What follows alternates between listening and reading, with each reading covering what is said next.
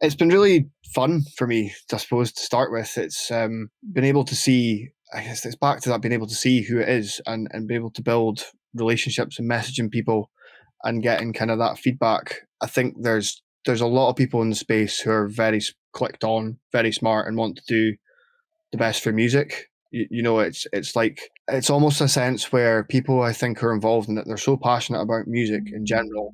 They just love it. They want it to do well, and it's also being on the cutting edge of technology of what's available. Hmm. Especially once you start going down into like AI, there's a lot of crossover between people who are interested in both. I've got an exciting stream today. I'm excited about this. One of our regular stream members, Acutek, he's joining me to chat about NFTs and Web3. Acutek is a techno artist from the rural highlands of Scotland and ambassador for Scottish nightlife. The flick frontman has been championed for his contributions to the scene in his hometown and further afield. With over a decade of musical experience, he is in the technical, ethereal techno real rough edges. Great. But he's also been releasing music since about September on Web3, and last year accepted curating marketing leading platforms such as Sound.xyz and Catalog. So today we're going to chat Web3, NFT, and much more with him from artist point of view, from DJ point of view, how we can get on there, and how to set it all up, which I'm well excited about. So let's welcome him into the shed with the bees. Hey, dude. Hello, man. How's it going? Not bad. How are you? I'm good, thanks. Yeah, thanks for having me. Welcome to doing this. Thanks for doing this. I'm super excited about this. When you messaged me about it, I was like, "Oh, that sounds cool," because I've been thinking about NFT myself for a bit for the label. So thanks for doing this. I'm excited to hear about it all. Oh, nice one. Looking forward to it. So, as you know, before we get into the serious, it's lunchtime. So let's chat meal deals. As you know, we're a big fan of meal deal. Do you have a go-to meal deal that you absolutely love, or you get every time you go to a Tesco's or a supermarket or a Sainsbury's or whatever else you have up there in the Highlands? Good question. Meal deal, I like to try and get value for my money, so I quite often go for a chicken triple. Usually McCoy's, salt and vinegar, and a bottle of Iron Brew. That's nice. Always a bottle of brew anyway. That's a good choice. Have I ever had Iron Brew? I must have done sometime when I was younger.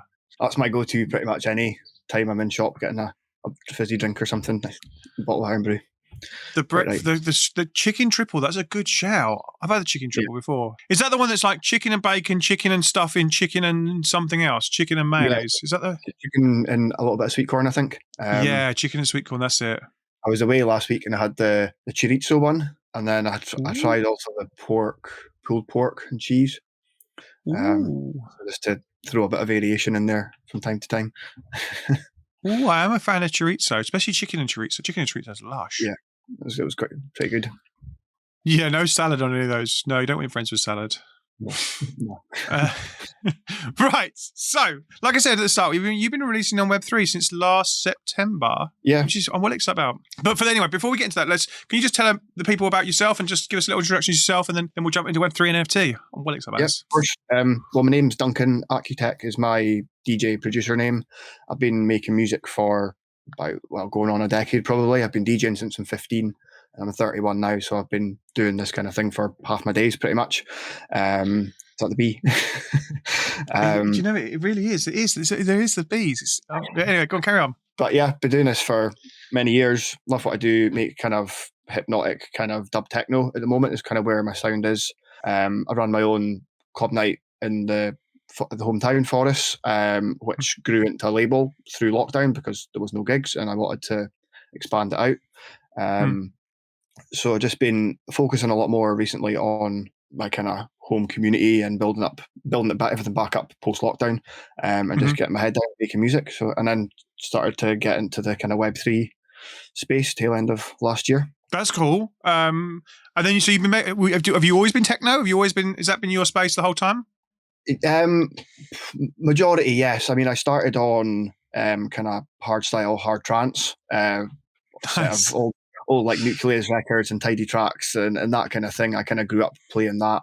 And then probably once I started kind of approaching 18, I started playing like techno because I started playing it in clubs and things like that. I started really getting into that side of things. And ever since then, I've just kind of stuck with techno. I do play a variety. I'll play drum and bass now and again, house, techno, disco, depends on what the gig is and what the crowd's happening. But mainly it's kind of peak time techno and a little bit of loopy, kind of groovy sort of jacking stuff as well. So That's cool. And like hometown, that's wicked. I love that you're building up your scene there. Like, are you super north? Like you said, I said highlands. Are you super north?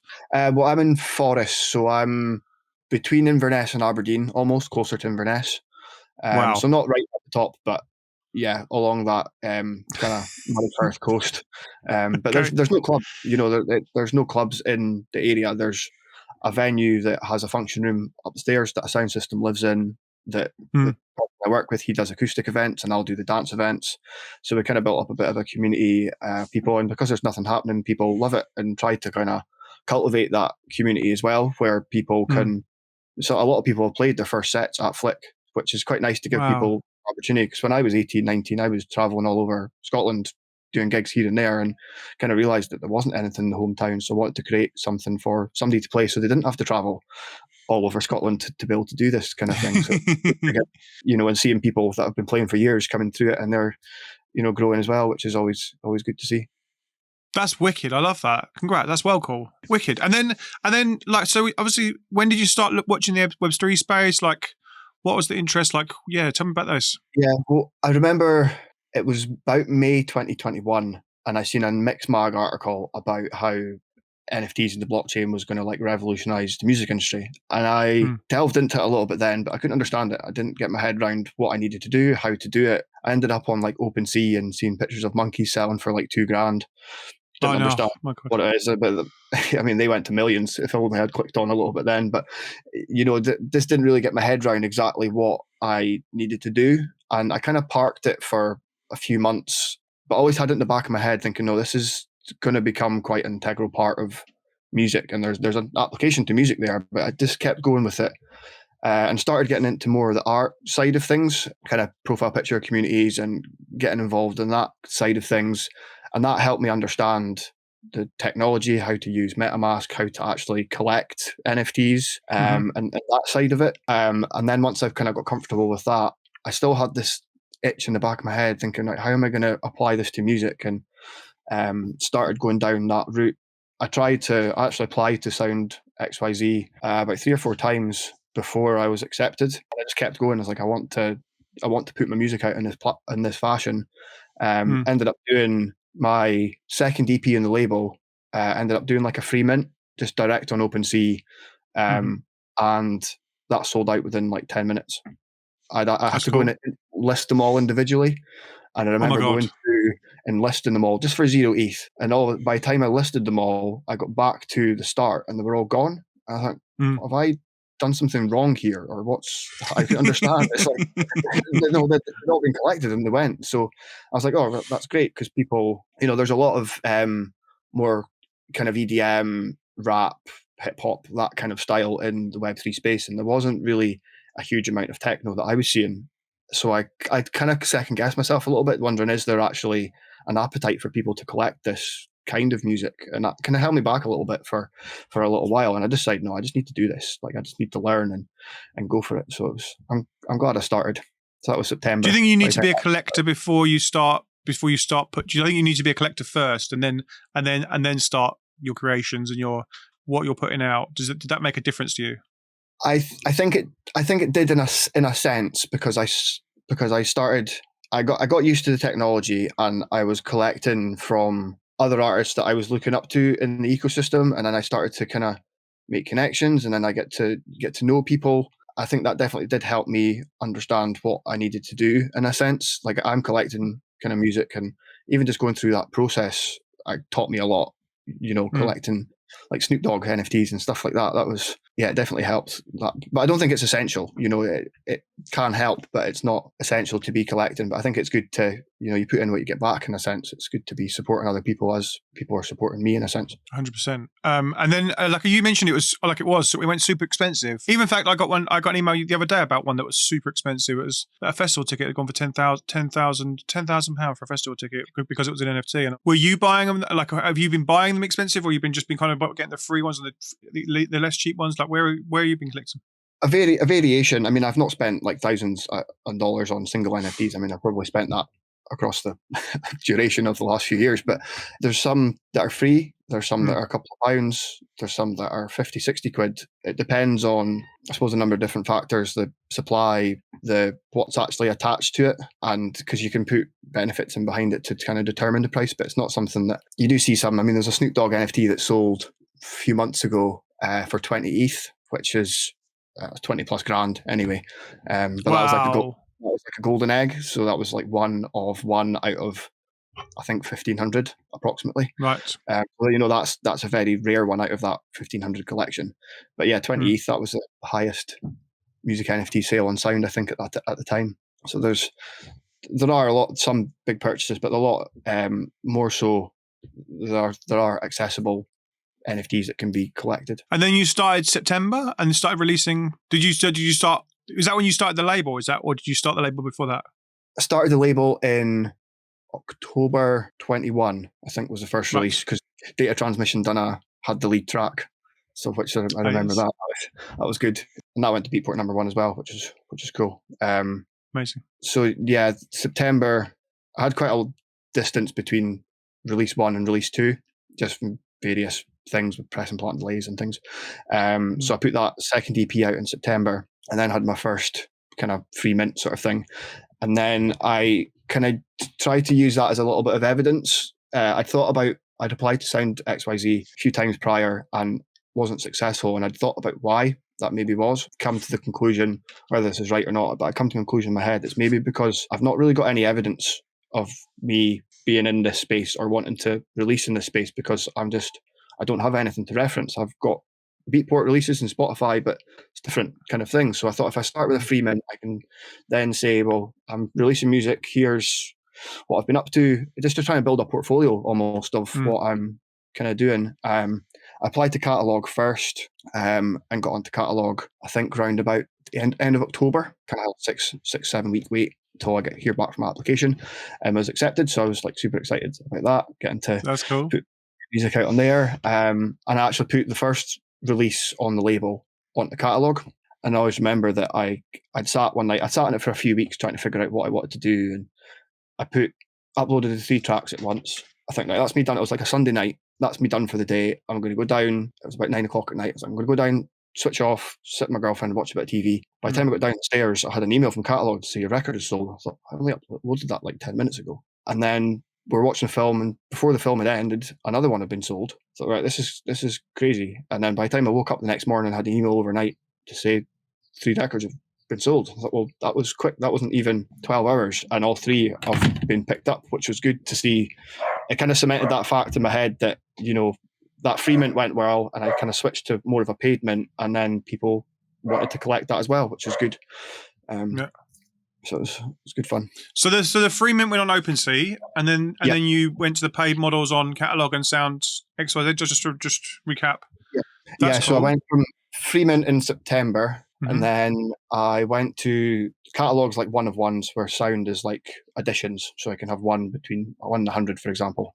But Catalog, there's only one, so they're rarer in a sense. Went to Catalog in kind of November. Then went for like an open edition on Zora, that's just kind of free. There's no, it's not curated. It's kind of free to use for everyone. Uploaded a track on there, and some people were collecting that. That also, some people that missed out on the free mint then collected the open edition. And then on January, I managed to get onto Sound in January. I've been trying to drop kind of once a month or so since then. So I've got kind of 6 tracks up on Sound at the moment, and I think I'm up to like 17 on Catalog, most of which. And so the catalogs that you say, they're 101. So they buy that, and that's the only one, and that's okay. That's cool. That makes sense. That's the only one. So I've been kind of experimenting with kind of like my back catalog. I thought I'd put on Catalog. So some previously things that I've released. I've put some unreleased bits and pieces on there as well that haven't been anywhere else. And kind of I've got a bit of a backlog of kind of some new music that's coming out that I want to put onto Sound. So I'm just kind of experimenting with different releases and different strategies. It's just a big experiment to me at the moment, just trying to figure out, and that's the benefit of the technology. Like, I'm even thinking at the moment, I've got an EP coming up in September. I've got 2 out of the 3 tracks that I know I want to release, but I've got another 2 tracks that I can't decide which one I want to do.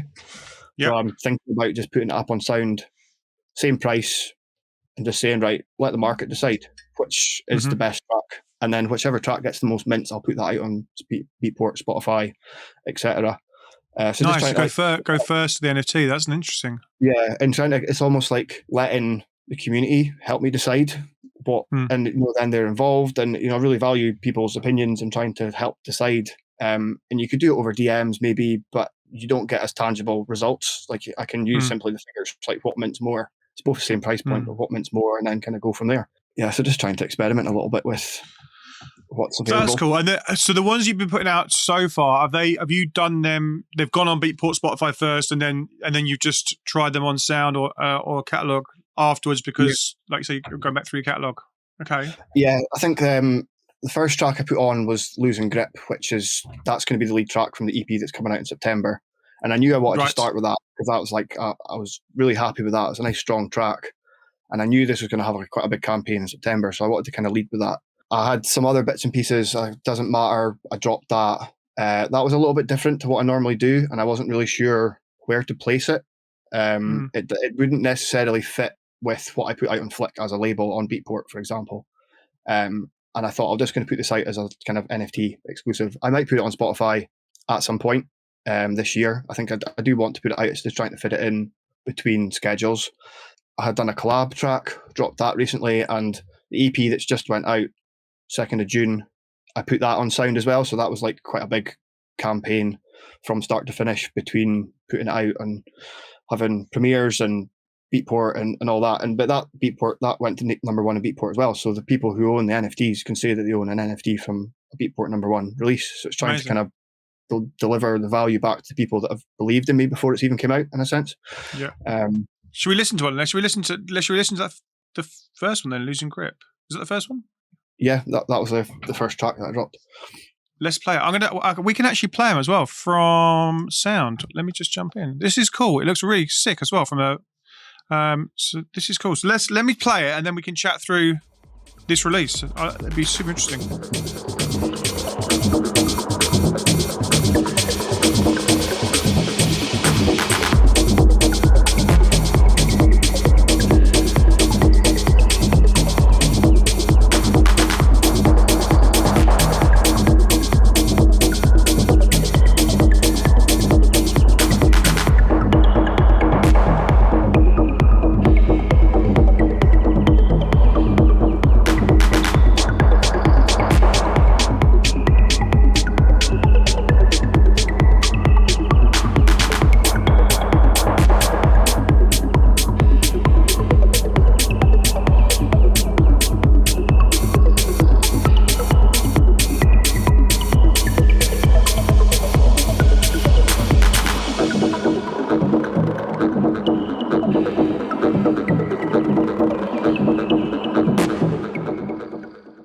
Wicked.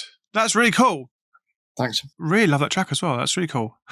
Cool. So let's talk about this. Let's talk about this release. I'm excited about this. So can I click in? Like I'm literally learning this platform. So if I click into this platform and we can see the release. Mm-hmm. And I think this is the good thing about it and what makes it different is that I can tell who's collected that. Yeah. So if somebody streams, if you open your Spotify for Artists app and you can see the people listening now, I've got no idea where they are. If somebody downloads my EP on Beatport, apart from maybe some demographics in the background of the distributor, I can maybe tell their country, but I don't know anything more about them. As soon as somebody collects a song or an NFT of mine, it shows up straight away. And okay, sometimes they might not have their Twitter associated with it, or they might not have details associated with their wallet address. 9 times out of 10, they do. And I can message that person and say, thank you, and get to know them. And that's, I suppose the difference is you get to make that personal connection with people and get to know, it's great to be able to build that, that you can't build elsewhere. And I think that's what I think is special about it. That's really that someone's got a Bored Ape. That's cool. Okay, so that's cool. So you can, and this all happens in platform. So you don't have to do it anywhere else. You don't have to go out to other things. And that was part of the stumbling block before I started dropping on platforms. Is I was trying to figure this out myself, but I don't know how to code. I don't know a developer. Any company that I did speak to wanted 5-figure sums to be able to build a contract and build a website, which I don't have that. So I was kind of stuck. And then I thought, well, maybe I do need to be on platforms, and that's how I can get my music out there. These platforms have eyes on them anyway, so people are going there to collect music and then start to build that community around my music, which not been able to do in that extent before, knowing exactly who it is. And okay, sometimes if you get a comment on Instagram or a comment on Facebook, you know somebody's picked up a copy, something like that. But this, as soon as somebody collects, within seconds, their profile appears on there. And then this sold out. So this you did 20. So just looking at this, you did 25 of 25, and they all sold. So that sold out. Congrats, that's wicked. And that made you 97 ETH. 0.97, so just short of 1. And then you have different rewards. Am I right? Am I understanding this right? So you have different rewards for. Yeah, so the golden egg is like that Snoop Dogg one of one NFT that I mentioned before. Every track on Sound has like a golden egg, so you can attach rewards to that golden egg. So I had a 1-to-1 call with Jay Thorne over Zoom and just had a chat about music and what we like. And I sent him a t-shirt, and he gets a t-shirt through the post. Oh, that's cool. That kind of thing. I've sent him a vinyl as well, actually. So trying to, it gives you a chance to be creative with what you're offering as well. I did a bit of experiment with my Combat EP. As I said, if somebody collects all 3, then I'll ship you the vinyl for free. That's cool. So they get to own like the digital collectible, but also the physical collectible, which, getting to experience both worlds, because we all like to collect things as human nature. Going back to caveman, we would probably collect rocks. Yeah. And everyone's always collected vinyl or cassettes. And this is like almost like the digital vinyl. You can build up your digital collection, so you don't need to think about storage. And, it's given people that opportunity to build that up and have it in their own wallet address. And then did you so the golden egg, do you set that, or does that happen randomly, or does that do you set the one and set how let's just it's completely random. I've got no idea which is going to be the golden egg. It could be the first one, it could be the last one, it could be anyone. I think it's to do with either the edition that you mint, or if you scroll up a little bit, you can leave comments like SoundCloud. I saw that. That's cool. And I don't know if it's got to where you position your timer and you leave the comment. I think that has something to do. I'm not 100% sure which one it is, but it's wow. So you get to see what people are. Yeah, this is cool. Saying as well. So it's good to see, and then getting to read what people are saying about the music, which is that's nice as well. Getting to see that. What this people have said. It's really cool. And so if I go into activity, I can see all their nice. This is cool, and you can see all the likes and comments and nice. Okay, so let's just start on a bit of a journey from the start. Let's just go back to. So let's say I want to put data transmission 63B on there. What am I going to need to do to start that? How am I going to start it? What do I need to do? Is there software I need? Let's talk through the logistics of getting our music on there. Yeah, so that's a good point. I think that the first step would be to create MetaMask. So that's like a Google Chrome extension wallet. That's like your digital wallet, essentially. You download MetaMask. One thing I would say is if you Google MetaMask, 2 options are going to come up. Don't click the one with an ad. Right. Because it's scam. Right, people try to steal your money. Click the one that's not promoted. That's the legit one. Download MetaMask. It'll give you a seed phrase, which is, I think it's 24 words. Guard that with your life. That's your keys to your wallet. Write it down. Keep it safe. I would encourage not to store it digitally in case your laptop or phone gets stolen. Keep that nice and safe, and then you can log in and out. So if you lost your computer, for example, and you had that phrase, you can just download the extension, plug in your phrase, you're back in. So it helps keep it safe. So that's kind of a little bit of security that I think is worthwhile mentioning, because I'm quite a big believer in just security in general in the space, because I'll be honest, there are a lot of people out there that will try and steal your money. Try and steal crypto.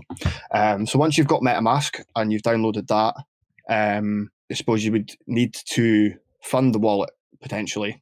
Whether you're collecting a track or creating a track, you still need a little bit of funds to be able to process transactions. So we get it's called gas fees.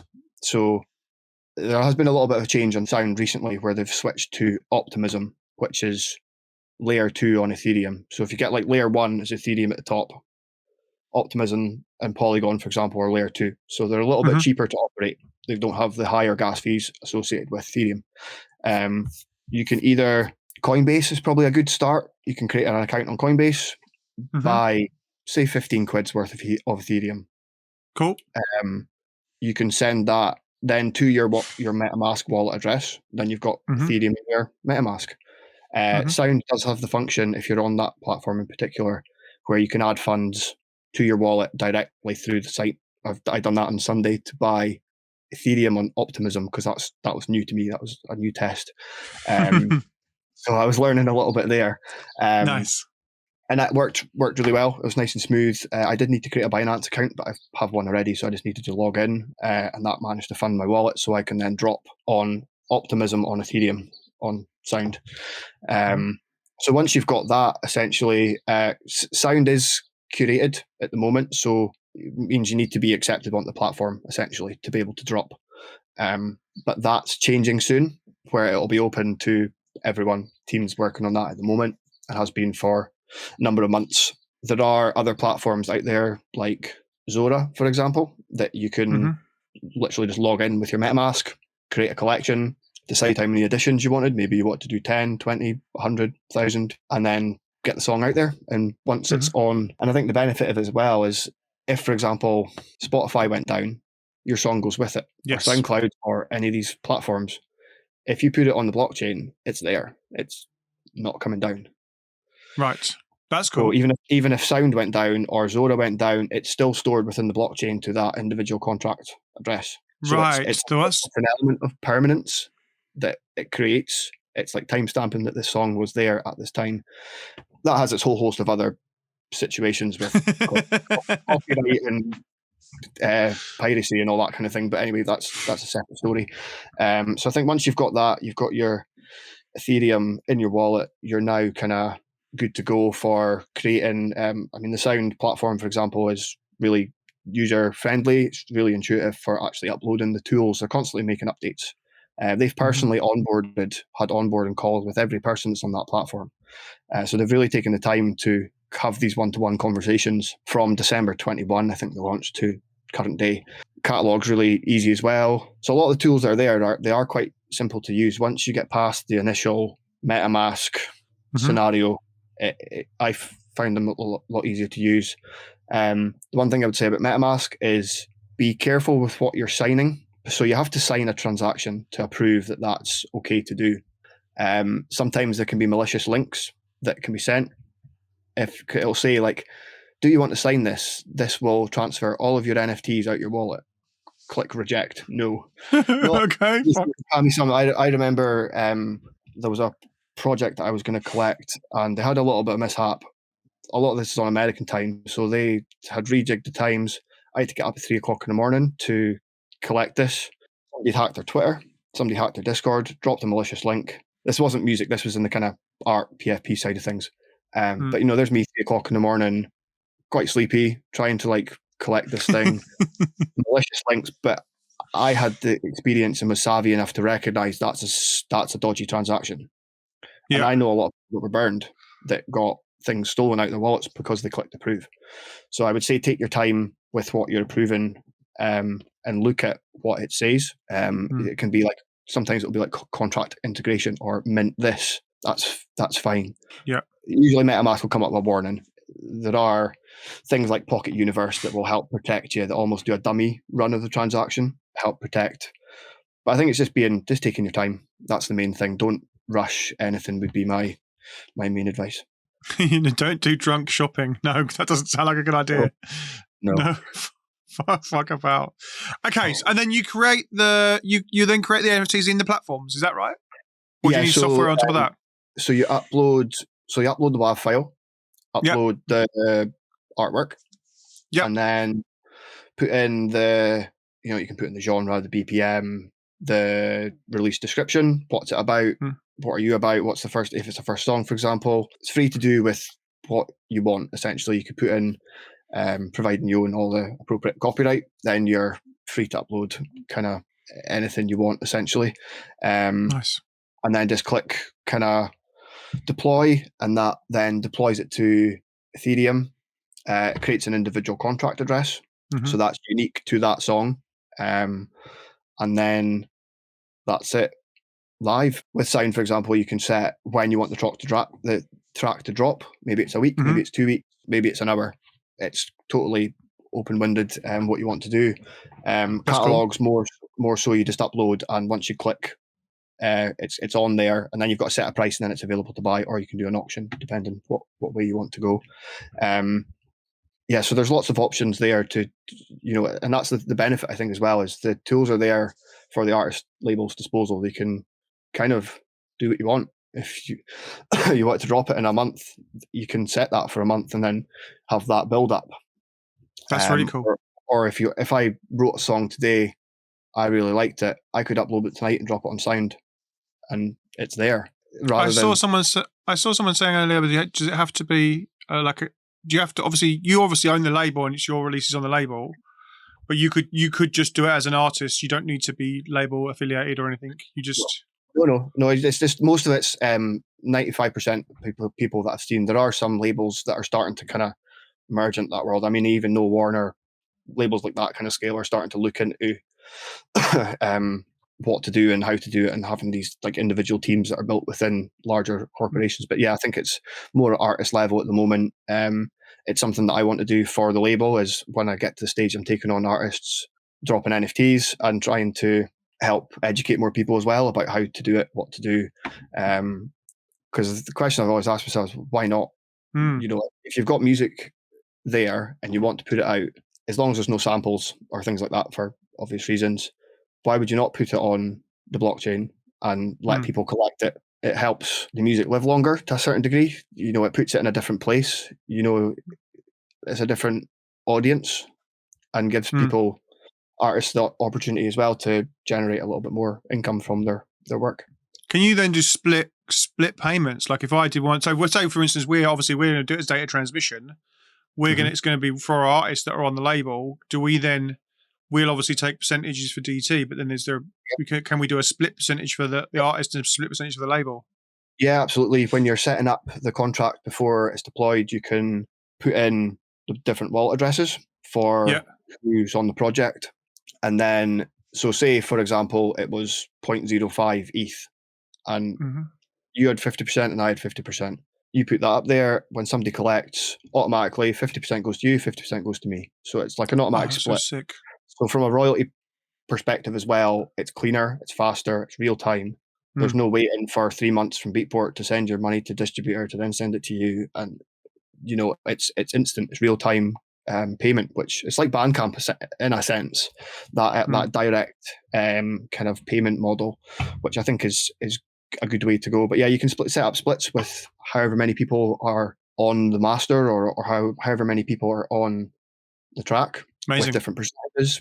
So that's absolutely. There's a lot of options there to make it real time. That's so sick. Someone said but you can't release tracks that are already released from you can't release tracks from a label because they do own the rights to the label. You'd need to get the label to create them, and then you would take your share as per your contract with the label. Or I mean, that's something that I've been looking at as well, is like my back catalogue, some of my early work that I released on labels. I want to put that on the blockchain because it gives that track that was released 3-4 years ago an extra little bit of life. It puts it somewhere that nobody's ever heard it before and puts it onto these platforms. And I've reached out to labels and said, look, I want to do this. What do you think?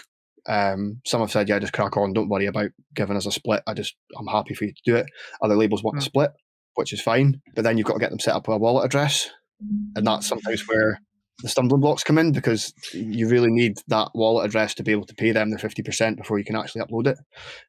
Some people have said, oh yeah, just crack on and then send me the 50% via PayPal or something. But then it starts to get a little bit complicated when it gets into that, because then I've got to take fiat money and pay them the value of Ethereum into the 50%. And yeah, I've not went down that road yet, unless I can get the labels onto the platform or have a wallet. And there's no transactions as well. It's only the person who's setting up the contract needs to process the transactions. So if I was setting it up as an artist on data transmission wouldn't need to sign anything. It would just automatically go into their wallet. or into their account to then be withdrawn into their wallet. That's well cool. Yeah. Okay. Steve Newsom, welcome in, dude. We're chatting NFT and blockchain. It's well exciting. This is super interesting. Should we listen to another track while we just have a quick? So let's do the next. Should we do the next one? Doesn't matter. Yeah. Yep. So I'll click into this. I love the look of this as well. It's pretty sick, isn't it? Yeah, it's a really clean site. It's good to use. Love it. Let's play this then. Guys, I'll move you up and out. So you know something? This thing's gonna blow up.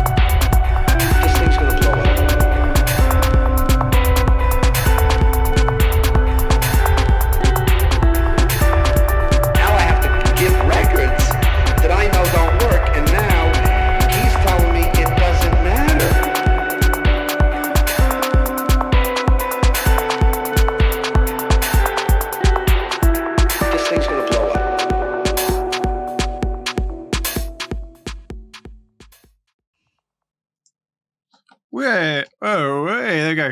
That's cool. And what I'm noticing is these are all like 2.5 minutes. The radio edits are length. Are you uploading radio edits and extendeds and then choosing what goes on the player? How does that work? So this track here in particular was written. That's how it was written. But I did write it with potentially dropping it on as an NFT. The first track is a radio edit because it was written originally as a DJ extended mix. And then I started to question whether should I actually be just minting the song as it was originally intended, or should I be making an edit? And I've done a little bit of I've got like a collector chat on Telegram where everyone that's collected my music is in there, and I can kind of sometimes ask for feedback on different things. And I'd asked kind of people in there, and I'd also done a little bit of a poll on Twitter. What do people actually want? Because a lot of the tracks some of them are a minute long, 2 minutes long, 3 minutes long. There wasn't really the 7-minute techno banger being minted to the platform, and that's why I'd kind of thought, should I do that? And then I ended up going down the route. The last EP that I put out, I've just put them out as they are. Let's just get the music on there as it was originally intended to make, and let people absorb and enjoy how it was originally created, rather than trying to make edits. So I think I was originally at the start of it thinking, yes, do the edits, but now I'm kind of swinging towards more just, no, I just want to put the song out there like it was originally intended, because I think that's what people want to hear. There is also like audio downloads, so if potentially there's DJs that collect the song and then want to play the song, they can also download that without having to go buy it in Bandcamp or Beatport. So they're getting to DJ with the full version as well. So that also helped sway my mind into what version to upload, in a sense. That was my next question. Can you download them for DJ ability?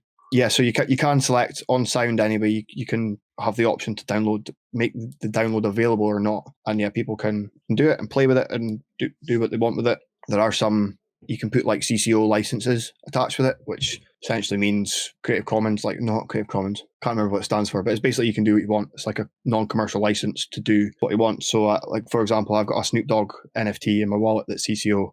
I can remix that, sample it, put it out commercially, and I've got the license to do that because I've got the NFT in my wallet. So I can sample Snoop. Wow, that's cool.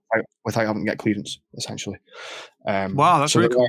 So there are a lot of things that you can kind of put in behind that's written within the contract. There's a smart contract there that can never be edited that's there that says this is what I can do with it, essentially. So there is a lot of, once you start going down the rabbit hole, there's a lot of things that with it. And that's why I've kind of got so into it, because it's you know, I've been putting music out for so many years, and I used to get really excited with putting music on Spotify, for example. And then the more I've done it, it loses a little bit of that magic in a sense. But then this has kind of sparked a little bit more of enjoyment and further enjoyment in releasing music and putting it out there and kind of getting to know people and making these kind of connections again with people that I can see are collecting my music. So it opens up a whole new world. That's cool. That's really cool. Yeah, he does put tracks on platforms, other platforms as well. He's you're still doing that with your releases? You're still doing Beatport, Spotify? Yeah, still doing that. Just put out an EP there, and I done a track a week on Sound leading up to the main Beatport release. And yeah, it's very much, in my head anyway, it's very much not an and or, it's a both function. It's just catering to different audiences. I'd kind of class the people who are supporting me on NFTs, they're like super fans in a sense. They're the people that are there. I know who they are. I can engage with them, speak to them. If they want to ask me questions, they can ask me questions. But not so much on Spotify or Beatport, because I don't really know who's picking that up. So it's different ends of the spectrum and different relationships that you can build with.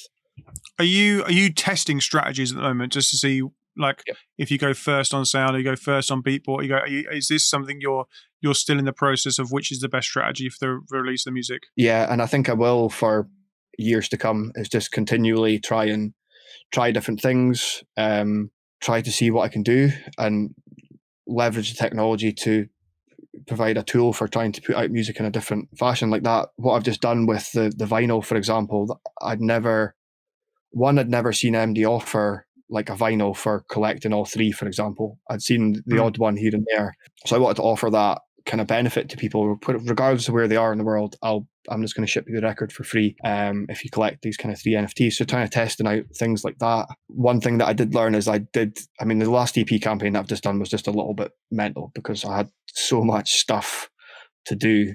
And I'm on my own. I do this all myself. I don't have like an events manager or a label manager. I'm kind of doing everything.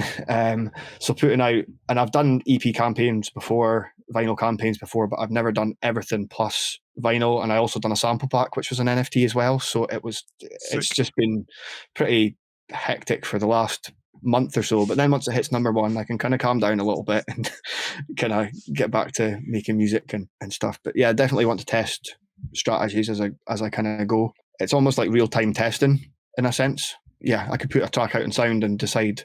There's even some people have talked before about almost minting like a blog and a blog post, and not blog post, that's maybe the wrong way to put it. But if you create a track, minting the different stages of it. Oh, that's cool. Maybe somebody, like, if you collect the very first version, gets free for the rest of them, and it leads up to the final finished mastered product. So you're almost minting the sketches. So that's somebody, if somebody was to collect that they're quite, in my head, that's quite then invested in the artist's world. You're really getting something that's raw and rare right at the start. I mean, I've never shared a project. My projects go through sometimes 10 iterations minimum before they go anywhere. I've never shared the first version with people. But for somebody to put that on chain and have that relationship with that track so early on, once it's at its final polished stage, you've been there from the start in a sense.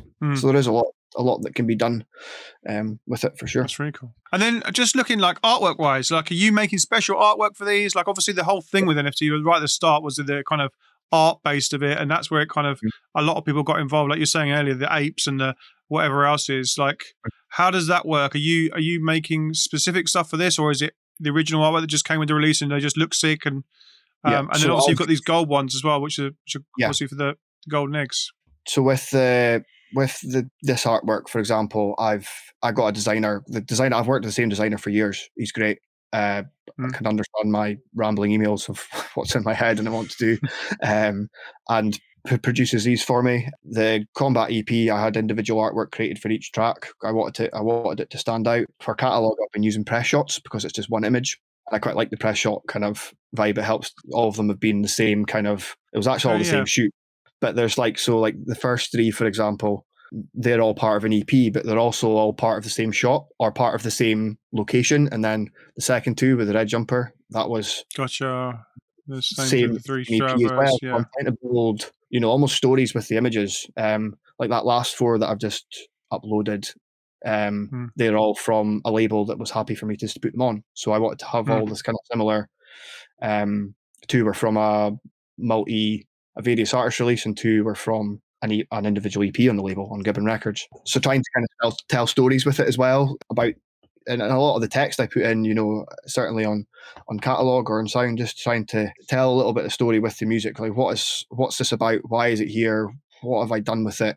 It's not your generic, typical press release text that goes into like Beatport, for example, or these locations. I tried to make it a bit more personable. On the last one, I did take quotes from the press release, just out about the individual tracks, but trying to like almost put storytelling into the music, which I don't think you can. I mean, you probably could do it elsewhere, but it feels more natural for me to put that into there when I'm having more of a personal connection with the people who are collecting the music, to put a personal story in there, rather than on Beatport, where you don't have that same personal connection with who's kind of viewing and collecting the music in a sense. Yeah, that's wicked. I love that. That's cool. Okay, so we talked about gas fees, we talked about NFTs. Can we talk blockchains? Let's discuss different blockchains. How does that work? So it's a good question. Ethereum, for me particularly, is the main chain that I kind of concentrate on. So you've kind of got, so there's different layers. So Ethereum, for example, is layer 1, and on layer 2, that means that things are built on top of Ethereum. So Ethereum's like at the top of the triangle, and then chains like Polygon, Avalanche, Optimism are built on top of Ethereum. So they're sit below it. So they have lower gas fees associated with it, but they're still operating on the Ethereum blockchain. You can still use your MetaMask wallet. You just need to change the network that you're operating on to be able to process transactions on said network. So the gas fees can be a little bit crazy sometimes. There's meme coins and things that kick off. A few weeks ago, Pepe just decimated gas fees, and it was costing. I trialed it once to try and send an NFT from one of my wallets to another wallet, and it was going to cost me about 60 quid to just transfer, and that's just transferring an NFT, which would normally cost £1 or £2. So it's really, especially if you're collecting an NFT that's worth a tenner, but the gas is $60, you're paying 6 times on gas. Why do they go up and down? Just with the requirements that are on the network. The more transactions there are, the busier the network is, the more it costs to process on. So layer 2s are financially a lot more stable to process transaction on compared to the main Ethereum network. So Sound, for example, has just launched last week Optimism, which is a layer 2, and now you can process all your transactions, providing the song's been dropped on Optimism on Ethereum. So it's still Ethereum, but it's just Ethereum on top of Optimism rather than Ethereum on top of its own individual network. And that was a lot cheaper. I mean, I've got a track sitting in my releases ready to go pretty much. And I wanted to just do a test deploy to see how much it was going to cost me. And we're talking pennies compared to what would normally cost me 30, 40 quid to put that on the blockchain. Wow. Even from a collecting point of view, if you're to collect an NFT round about now, it would probably cost you $10 to $15 on a good day on Ethereum. Now that's moved to Optimism. Good. You can collect it for pennies again. So it's cut gas fees out a lot by using these different blockchains. That's the main kind of areas that I'm involved in. There are also the likes of Bitcoin ordinals. I've not really went down that rabbit hole yet. That doesn't. I'm probably not going to either. I'm just going to stick to what I'm comfortable with at the moment. There's like Tezos, which with all these high gas fees sparked quite a lot of conversation in and around other chains because it's not sustainable to collect and drop NFTs when gas fees are just that much. So there was a lot of discussion. I go to a lot of Twitter spaces, and within my network there was a lot of discussion. So there's Tezos. That's the main ones that spring to mind at the moment. But I feel that Ethereum as a chain is where most of the collectors are. I think because it's the most cemented chain as well. You know, it's from 2016 it started or something. Before that, prior, Bored Apes, all the big notable projects that people think about when you say NFTs, they're all Ethereum. So most of my kind of time has been spent within that network. That's cool. And then let's talk revenue. Like how much we make, like how are you setting the value, how are you setting the pricing? Yeah. Like how much what's the return? How's that working out? Well, put it like this. That first 3 catalog sales that I had that happened in 12 hours, I made more off that than I did a year's worth of streaming and a number 1 Beatport release. Wow. In 12 hours. Wow. And probably 3-4 years. And they were one-of-ones, right? They were just refreshed. They were one-of-ones. That was just 3 NFTs. And there will only ever be 3, but there is an opportunity there for artists to make.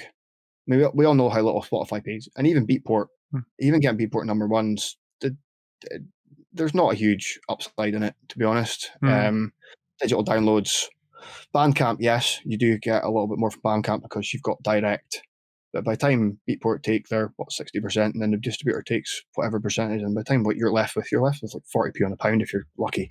Certainly for my scenario. So having that direct payment where if somebody collects it, it's in your wallet that day.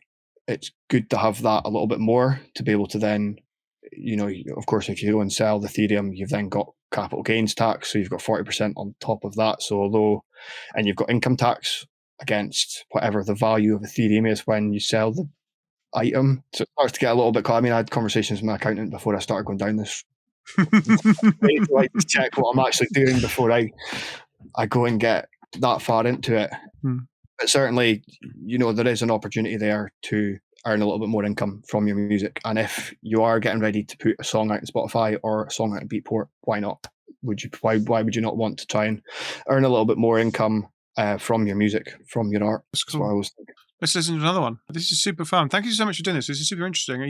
Gang in the chat, you're enjoying this. I see Loz has been jotting down some questions, and I've been if I spot them, I've been asking them as well. But if you've got any questions, let's keep them firing over because we've got a bit more time. But let's play another one. I like this artwork. This is sick. Yeah, this is my collab. So if you scroll down, you'll be able to see the splits. Ah, cool. So this was set up in advance. Oh yeah, look. There we go. Look, there's the splits. That's really cool. So me and Diz collaborated, and Connor Dalton done the mastering. So that automatically splits our revenue share between us. That's really sick. Concrete Nomad, welcome in. How you doing? This is super interesting. And then, so you, I'm just looking at, you seem to be kind of averaging 25, 20, 30, between 25 and 30 NFTs per release. Yeah. Is that about average now? Or have you gone more later? It depends, because there's kind of a few ways you can do it. So you can have, catalog one of ones, for example. There's only ever going to be one. When I first started, you could only have fixed editions, which means you can have they would recommend 25 as a starting point. So that was in January. And then round about March, I want to say, they introduced open editions, which means there's an unlimited amount that can be collected, but within a dedicated time frame. So this one was my first open edition, for example, over a 7-day period, and there's 33 that were collected.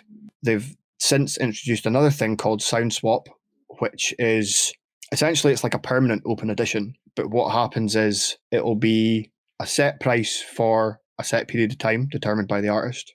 Then once that time period's up, it's called a bonding curve. So essentially it can continually be collected, but the price goes up the more they're collected. If somebody sells, the price goes down. So it builds like a liquidity pool around the track that people can buy and sell directly. Because previously on this one, for example, you have to, if you clicked on buy on Sound Market, there's probably none for sale, which means you can't get one.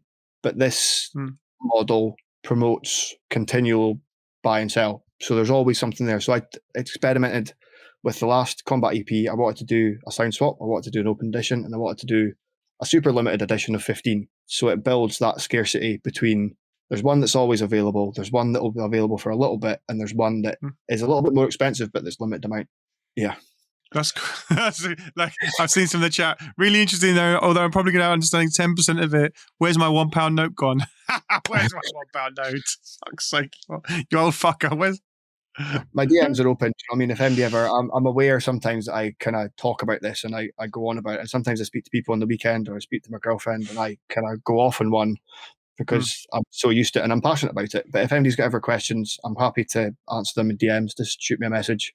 Because I remember what it was like when I first started getting into it. I fried my head a little bit and wasn't really sure what to do. So I want to be able to help people. I'm loving it. It's super. Like I've been looking at it for a while. And let's play the record and we'll talk some more. Let's play this.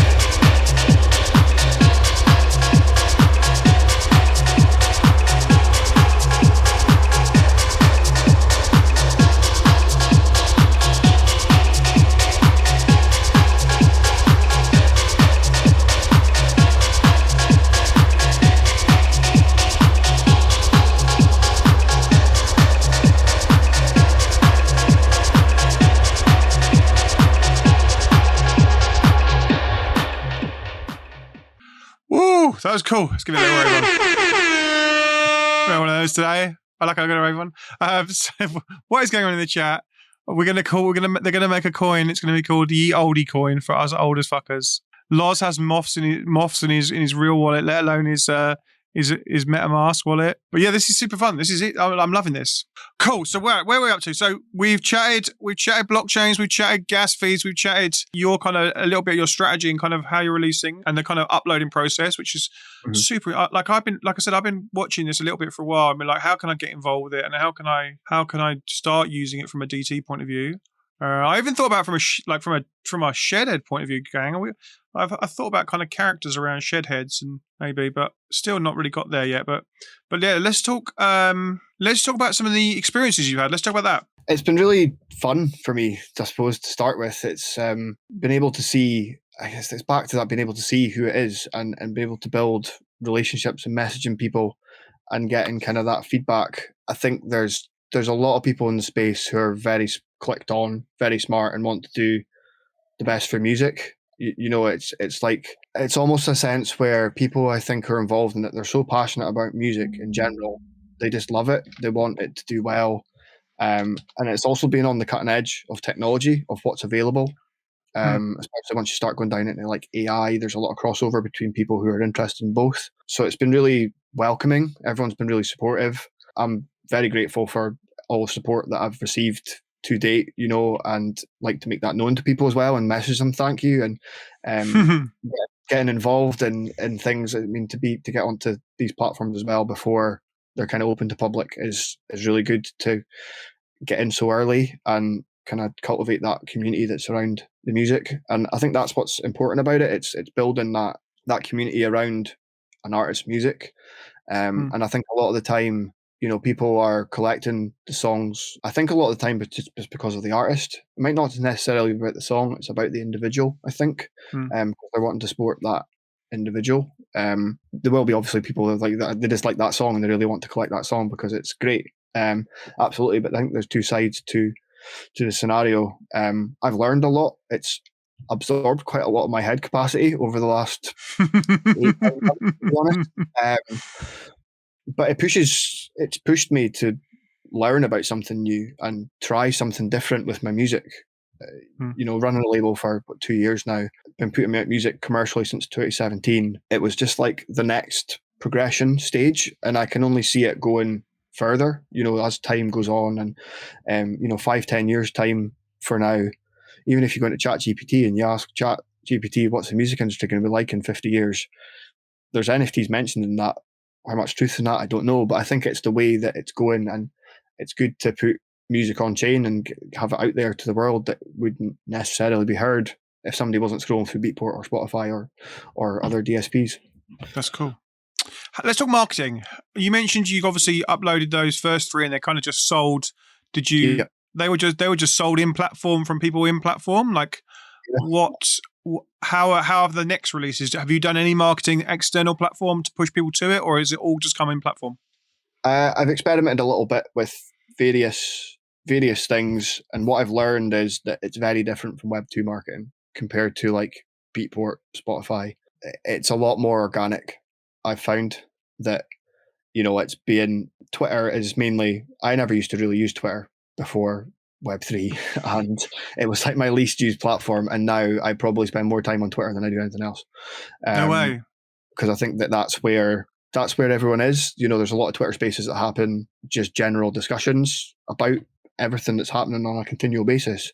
So kind of tapping into that. I tried email marketing, email my subscribers to see, and then I thought, hang on a minute, I need to take this back to stage 1. Does MD actually have an Ethereum address before I try and show them my NFTs? Because I didn't even get a response on that. So I think I was maybe marketing to the wrong audience on that, because they've been generated from like free downloads through Hyped It, for example. So it's in different areas. I tried Twitter ads. I've tried Facebook ads, just as a kind of test. The same way I'd promote a Spotify link to try and trigger algorithms, switch that with an NFT link and see if that works. But it's back to the security element. I think people are wary about what's being promoted, and unless you've got a personal connection with that artist and you see their ad, some people might be wary about clicking onto it to collect it because of the security risks that's associated with it. So I think organic has been certainly the best way, and just trying to tell a story about it. What does this song mean, essentially, and why was it written? Where was it written?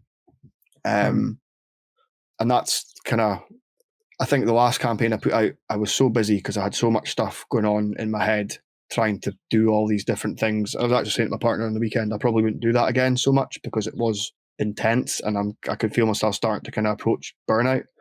But there's still, I think, organic's definitely the way to go. And even putting things on Facebook or Instagram, NFTs on Instagram or Facebook, I don't think people really engage with it much because they don't necessarily understand. Whereas, I've got like over 2,500 followers on Twitter. Over 2,000 of them are NFT heads. So I'm catering to that audience. Whereas my 2,000 on Facebook, there's not really any of them. There's maybe 5 or 10 that actually know what I'm doing and understand what I'm doing. So it's different messages to different audiences in a sense, which I've found. And then you mentioned you've got a Telegram group of your members. Like, obviously, I'm super interested in the kind of community side of it as well. Like, obviously we have our Discord, and I love our Discord. It's wonderful, and I've even kind of played with the idea of like a separate community just for data transmission people that maybe they buy these NFTs and they get into this second Discord where something else happens. But again, that sounds like a lot of work for me for something else. I don't think you would need to do that. I think because you can token gate things. So, for example, if you dropped an NFT, you could add Guildbot into your, just Guildbot as an example, you could add that into your Discord server, create an individual channel for holders only. So somebody verifies their holdings in their wallet, then they get access to different channels and access to different community benefits or whatever you would want to put in associated with that. So you wouldn't need to create an extra Discord. They're still there with everyone else, but they have those exclusive kind of channels. I'd kind of started building a Discord community as well. And then, to be honest, I'd asked out some collectors right at the beginning, what do you think I should continue with Discord, or do you think, what do you think? And somebody said to me, there's a lot of people going to Telegram. So then I kind of switched to Telegram. I spend more time on Telegram than I do anything, all these group chats, because I'm in, I don't know how many chats as well from artists that I've collected and just general community chats about Web3 in general. So my kind of focus has switched slightly away from Discord into Telegram, but I still try and, Discord, for me, Discord is my more general community of Web3 people that are there, whereas Telegram's people that have actually physically collected my music, and I know who they are, and I've sent them a link and they want to join and they can be there, kind of thing. So it's good to have. That's cool. People there. It's nice to have people, everyone in a chat that I know support the music and like the music, and been able to ask them questions and engage with them. If there's ever anything they need from me, I'm right there to try and help and do what I can. Yeah, that's what I love about our Discord. Obviously, it's the same. It's the similar. That's interesting about Twitter. Like it seems. So it's Twitter, Telegram, Discord. These are the kind of platforms where the NFT spaces is working well. This is interesting. Like, again, I've been on Twitter for blimmin' ages, and I use it for kind of just scanning through, and I'll tweet every now and again. But yeah, I'm not one of those people. I always write tweets and then go, I'm not saying that, fuck that, and then delete it. I've deleted so many tweets over the year. It's been ridiculous. I should just put them out. Was Los saying, do any of these people from your community come to your gigs now? That's a good question. That is a good question, and short answer is no. Because I'm in the middle of nowhere. I'm in the middle of nowhere. I'm in the rural north of Scotland. There's one person in town that I know he's in my Discord that I know has an Ethereum address and is into that kind of thing.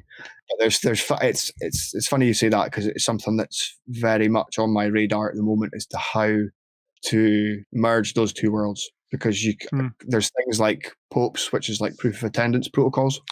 Yeah, so we have them here. Oh, do you? Oh, cool. So you'll know about POPs. I've normally made one. And I've because we use this thing called rev.gg, and basically Rev puts it into the Discord for me now, which is super cool, because I'm a tester for this platform called Rev, and I sent one up this morning, and they're usually pretty quick, because I usually would have one to send into the Discord now, because we can put one in our subzone for our POAPs, because we love them. We've been using them for a bit, and I saw Surround Sound said that his MetaMask is literally full of ones from our stream, because we've done a load of them for and I love them for our streams. But it should be ready soon, gang, and I'll put it in Discord later once it's been approved. Yeah. Wicked. So it's good because then there's associated data in behind that you can tell about somebody's wallet address. There's platforms like Bello, for example. So that's like a Web3 data analytics tool, which also helps me plan when to drop, because I can take all the wallet addresses of people associated, tells you like the time they're most active, and maybe it's 7 o'clock on a Thursday night. Okay, next time I'm going to drop, I'm dropping at 7 on a Thursday. But yeah, I've been wanting to try and merge the real world and digital world with like Popes, for example, and trying to get the audience that's coming to the gigs into that ecosystem and try to help. Maybe if they claim the Pope, they get in for free, or I'm still trying to figure that out. And there's some people that I'm speaking to that are starting to build tools in around that area. There's a cool thing with I saw a scanner where you can scan the QR code if they when they arrive, they scan the QR code and say they've been there, and that claims the POAP, and then they can. Yep. Then yeah. So I think I've got an event coming up on the 8th of July. That's actually my first one for this year, just from moving house and record campaigns. There's various things. So I'm going to have a think about for the one after that. How can I try and implement something to do with Web3 to that side of the ecosystem? That's cool. Okay, let's listen to another record. Let's go to the next one, Combat Conditions.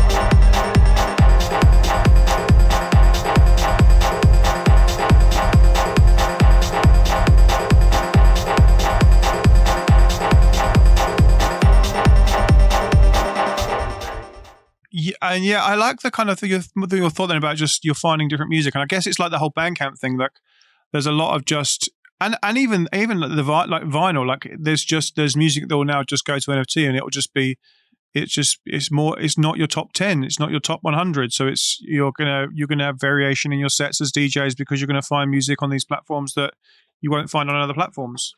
Yeah, definitely. I mean, I think probably every track now is going out as an NFT.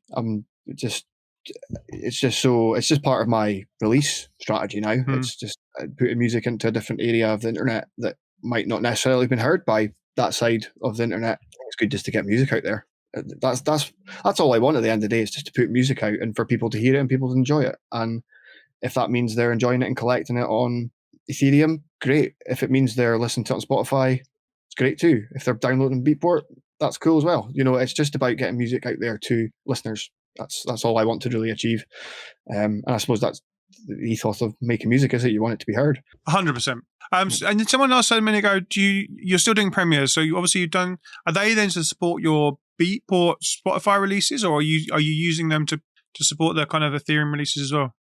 I think more so that's more a Beatport, Spotify, Bandcamp side of things.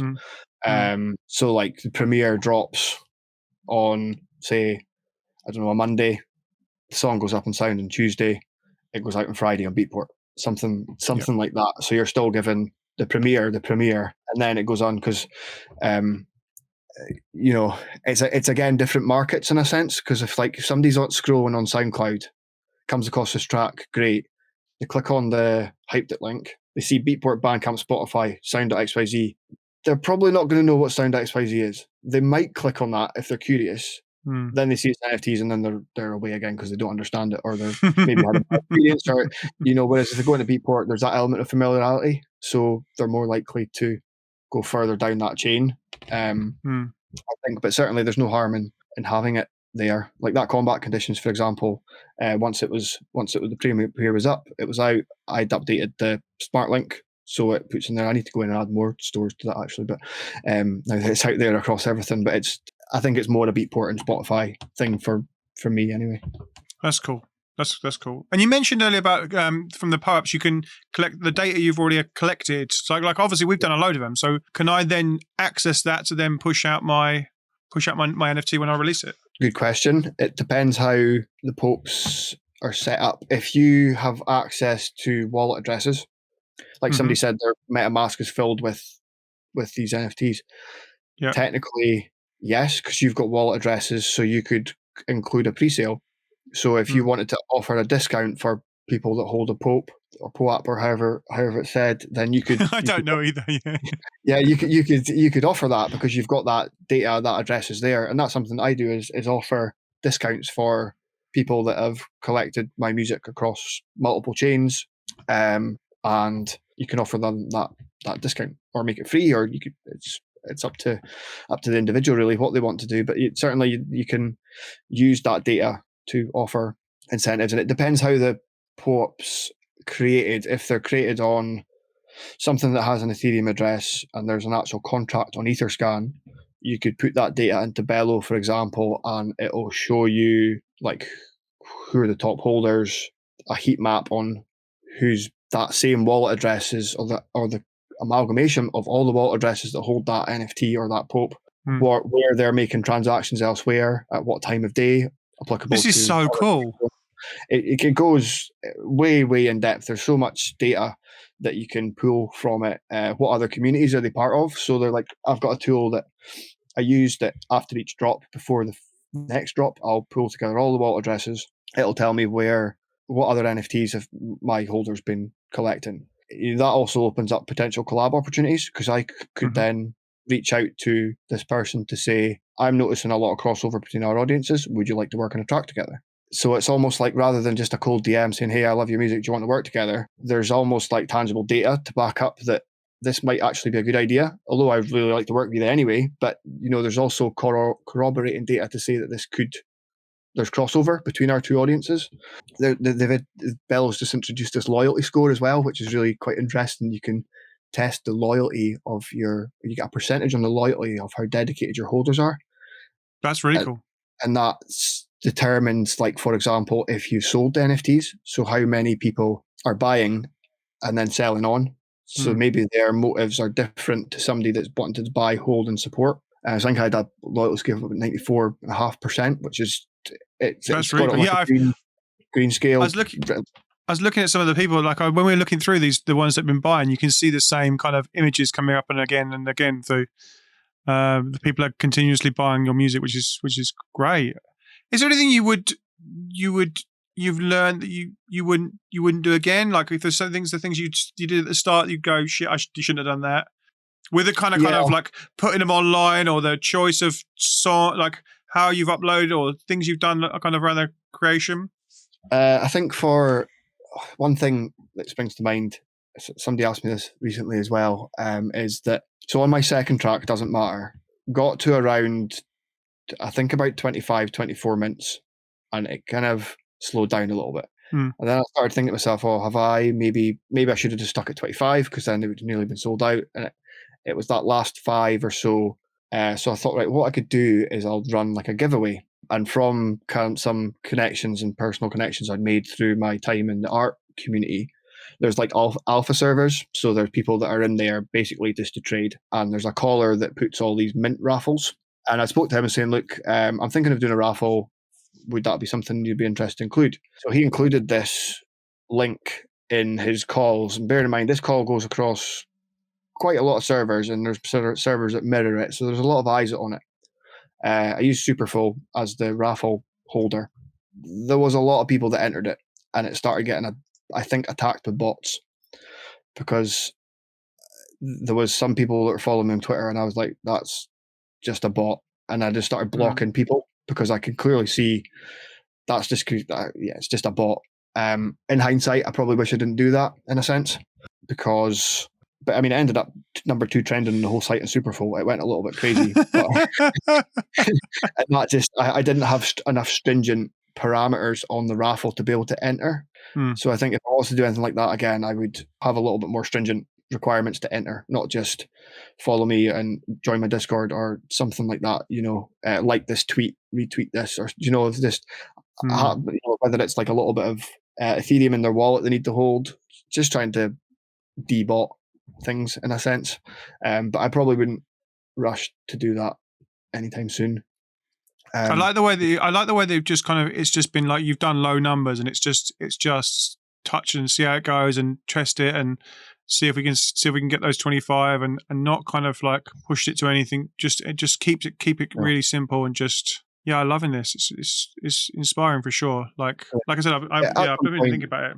At some point, I'd love to do like a larger collection. I mean, I had the idea of like doing 303 editions and do a 3-track acid EP. I've had that bubbling about my head for a while. I just need to materialize it, but I don't think I'm anywhere near. I released it on the 3rd of March. Yeah, yep. So I don't think I'm anywhere near that yet, but it would be something that I would like to do, is have a larger, this Combat EP was almost like a tester to doing a larger scale project, because there was, there's probably 50 odd, 60 odd that I'd sold throughout that 3-track EP. I probably wouldn't do it in around a Web 2 release. I would just concentrate on one thing and not spread myself too thin. But certainly, I mean, if you looked onto the Sound website front page, there are people that are doing 1,000 mints for a song. Wow. They just done an Optimism.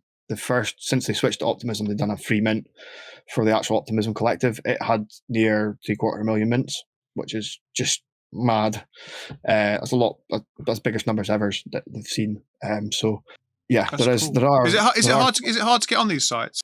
Sound probably is one of the harder ones, or certainly was and has been. I think because there were so many people trying to get onto it, and it was they've taken, from what I can tell, in my opinion, they've taken their time. They've been quite selective, which I appreciate. I mean, I was rejected 3 times before I got on, so I think it's don't be disheartened. But I know now they're not accepting any applications at the moment, because if you go into Discord, there's usually people daily asking, how do we get on, kind of thing. I think they've been quite selective about wanting to let people on for the right reasons as well. Maybe not somebody comes on, drops the track once and they're off again.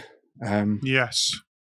I mean, that's me. I'm fully invested into the side of the music industry now. I'm not going anywhere. I think it's just cultivating that. But for one thing that I will say though is Catalog, for example, they have started onboarding curators, so they're getting community members to. So like they onboarded me as a curator recently, and what I said to them is I wanted to go about this in more of a public fashion, because I could reach out to 4 people in my network and get them on the platform, and then that's job done. But I didn't want to do that. I wanted to kind of create more of a public-facing conversation about it. So if there is MD that's interested and would like to potentially go down that road, I've got a link in my Instagram bio. If you scroll down a little bit, it's just called demos. I use HD demo for that. So if you've got anything potentially MD would like to release, maybe would like to put it on Catalog, drop the track in there. I'll have a little listen. We can maybe have a chat and see what we can do. I've got 1 person on already, so I've got 3 spots left. Cool. So I've not really said that publicly yet. So I can announce that to here as a kind of bit of alpha for everyone in here. If MD's interested, then I'm not going to start talking about, because I want to do like a TikTok campaign and talk about it on there, which will go wider than the 4 people. Then that's why the whole kind of goal really is to get people talking about it and open up the possibilities to something new. But yeah, there's a link in the bio. If MD's ever interested, then yeah, just hit me up. Really cool. I might do it. Yeah, I'm super interested. I'm super interested in it. Like I said, we've got releases and we've got we've got 3 labels, and maybe I'll do it for 1 label and then see how it goes, and then maybe bring the second label on. But yeah, cool. Great night. Right, should we play one more track and then let's get out of here? Let's play Kaleidoscope. Just give a little bit of buzz of this.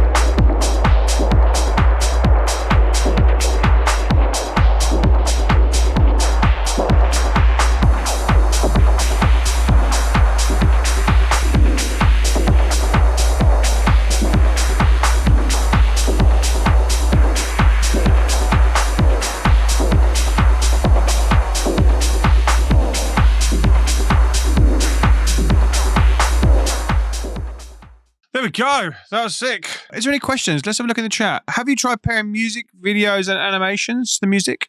And can you do that on those platforms? I've not done it yet, but it's something that I've been thinking quite heavily, certainly in the last week or two, experimenting a little bit with that. There's a platform called Glass.xyz.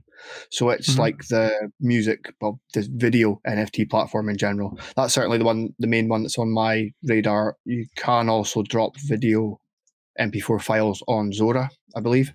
But Glass is the kind of dedicated, and they've just opened up recently as well. They're not curated anymore, so they're free to use. But yeah, music videos, Twitch streams, podcasts. You know, you can put anything on chain essentially. That's cool. What's the difference between, you mentioned about curated and open? What's the difference between the two? So curated, essentially, the platform decides who's allowed to drop a song or a video or whatever.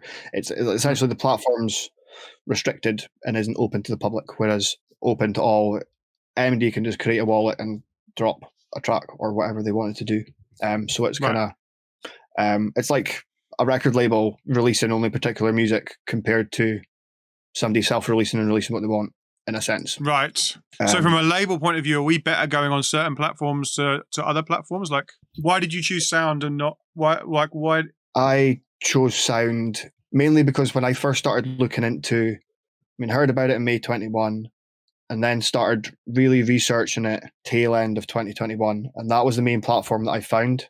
But you can only get on there at that point through a recommendation from another artist. Right. And I can go back through my emails in, I think, January 2022. I emailed every single person that I could find to try and see if I could get on. Because I just wanted to release, I liked the platform, I liked the way it looked, I liked what they were doing, and I wanted to be I involved. like it. It looks cool. And that was why I kind of decided with that platform in particular. There's also Decent.xyz. Try to think who else there is. I've not dropped on Decent. I think they're on Polygon. But there's a really nice team that's surrounding Decent as well. So that's kind of the difference between the two platforms. That's cool. Okay, wicked. Well, I think we're there. Thank you so much for doing this. This has been a great chat. I've learned so much, gang. I hope you ever do. Like I'm getting closer and closer to. I need to get on one of these platforms now and just try and stick some music up. Well, Sound's opening up to everyone soon. I think probably in the next month or two.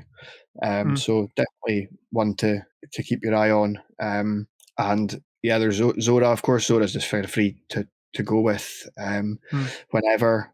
So, but yeah, I'm happy to help. If there's ever anything, just let me know. Whether it's yourself, Graham, or MD in the chat that's listening. DMs are open, so happy to help. Will do. Thank you so much for doing it. Yeah, like if Sound's opening back up, then maybe I'll get stuff ready for Sound and get artists, because I'll get all the artists and get their wallets and all that kind of fun stuff and get them prepared. And then when that opens up, we can jump on it and start releasing from that point of view. That'd be quite cool. Cool. Nice one. Wicked. Thank you so much for doing it. And yeah, see you very soon. Thanks, man. This has been cool. Thanks very much for your time. Cheers. I'll see you soon. If you found this interview interesting, consider giving it a like and a comment. It helps with the YouTube algorithm, and let me know your biggest takeaway below. Don't forget to follow me on Twitch. I'm back on Mondays, Wednesdays, and Fridays, and you can check out the schedule from the link below as well to see who's coming up in my interview series. I'll see you in the next Twitch stream or the next YouTube video. I'll see you soon. Bye.